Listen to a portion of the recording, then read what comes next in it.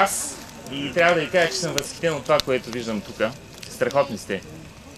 Аз съм една кръв с вас. Цял живот съм се занимавал с коне, кучета, хора по планини, по гори и ми е страшно хубаво да виждам хора като вас. В нашия урбанизиран свят, в който хората знаят да правят само едно нещо, а са забравили и такива неща, които са свързани с природата и които никой не знае дали до един ден няма да ни потребват, е много важно да има такива като вас. Вашето движение трябва по всякакъв начин да бъде подкрепено, което и се мъча да правя, както и моите колеги, и което смятам, че ще направим. Сигурен съм, че вие тук сте си изкарали страхотно и ви завиждам. Сега само жалкото е, че всичко хубаво свършва бързо.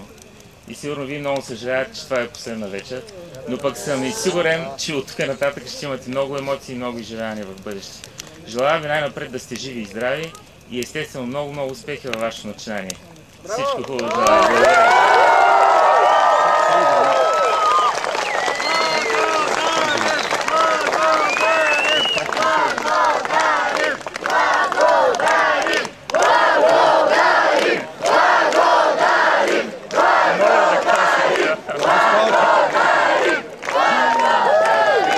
Сега, както знаете, нашата организация винаги прави такива изключителни хора, почетни членове.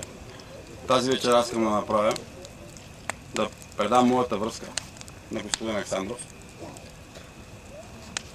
И с това искам да го помоля да стане почетен член на нашата организация.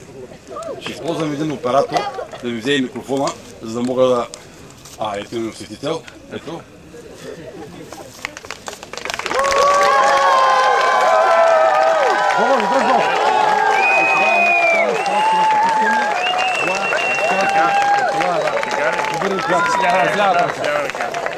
Моля, аплодисменти!